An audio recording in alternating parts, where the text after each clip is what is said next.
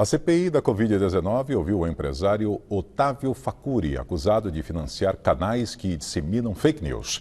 Mesmo munido de um habeas corpus, ele respondeu às perguntas, negou irregularidades, mas manteve opiniões que contrariam a ciência em relação à Covid-19. A reportagem é do nosso correspondente em Brasília, Afonso Marangoni.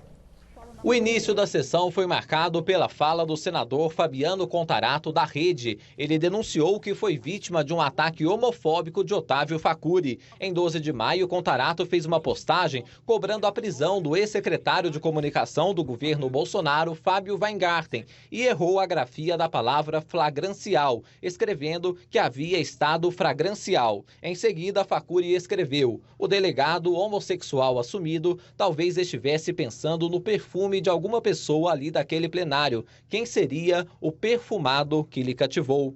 Para responder, o presidente da CPI, Omar Aziz, do PSD, cedeu a cadeira da presidência a Contarato para dar mais destaque à fala. Eu aprendi, senhor Otávio, que a orientação sexual não define o caráter, que a cor da pele não define o caráter, que o poder aquisitivo não define o caráter.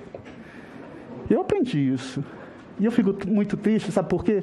Porque isso é o típico do ser humano em que passa uma imagem e eu fico me colocando no lugar dos seus filhos.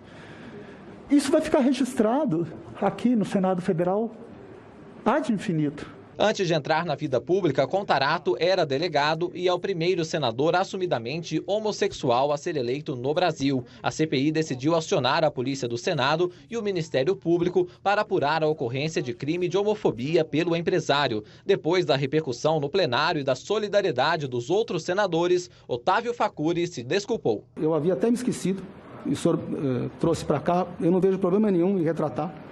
Eu não sou uma pessoa que insiste no erro. E ninguém é perfeito, mas uma das condições de uma pessoa cristã é reconhecer um erro e pedir perdão. Além de Contarato, os senadores Randolfo Rodrigues, da Rede, e Rogério Carvalho, do PT, relataram também terem sido alvos de mensagens ofensivas de Facuri nas redes sociais. Eles pediram que os posts sejam direcionados às instâncias competentes. As mensagens serão compartilhadas, inclusive, com o Supremo Tribunal Federal no inquérito das fake news em que Facuri é investigado. O nome dele também aparece no inquérito da Polícia Federal sobre atos antidemocráticos realizados no ano passado. Para se defender, o empresário disse que é um cidadão com opinião. Foi acusado injustamente e caluniado como propagador de fake news, sem jamais ter produzido uma única notícia falsa. Aliás, eu não produzo notícia, eu não sou jornalista.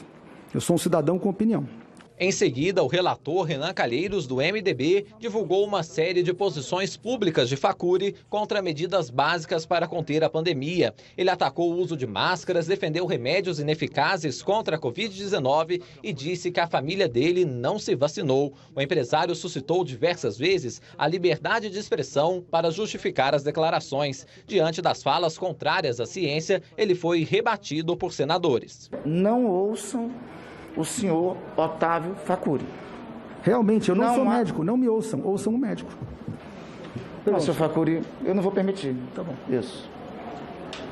Não tem assento científico para o tratamento de cloroquina, para o tratamento por conta desse kit, dos remédios aqui que foram informados pelo senhor Facuri. A única forma até hoje comprovada pela ciência são as medidas de uso de máscaras e a vacinação. Otávio Facuri é presidente do PTB em São Paulo, partido de Roberto Jefferson, e é vice-presidente do Instituto Força Brasil. O Instituto teve participação no caso da Davat, que tentou vender vacinas ao Ministério da Saúde. O empresário negou conhecer detalhes do caso. Em relação a uma série de transferências que ele efetuou e recebeu, alegou serem contratos privados ou filantropia e que toda a sua movimentação financeira é lícita. Facuri confirmou ter repassado R$200 mil ao Instituto Conservador Liberal, que teria sido fundado pelo deputado Eduardo Bolsonaro, do PSL. Perguntado sobre a relação com o presidente Jair Bolsonaro, disse ser apenas um apoiador. O empresário admitiu ter feito uma doação para o PSL de São Paulo durante as eleições e ter dado ajuda para grupos que, segundo ele, estavam imprimindo o próprio material em apoio a Bolsonaro. cada um imprimiu seu material, nenhum deles é ligado à campanha. Perguntaram-se por que eu não avisei, não tinha nada a ver com a campanha. Nunca fui solicitado por ninguém da campanha ajuda para nenhum material. Então, foi uma opção minha de ajudar grupos independentes. Então, o empresário disse ter ajudado a financiar manifestações desde 2014, mas afirmou não ter feito contribuições para os últimos atos.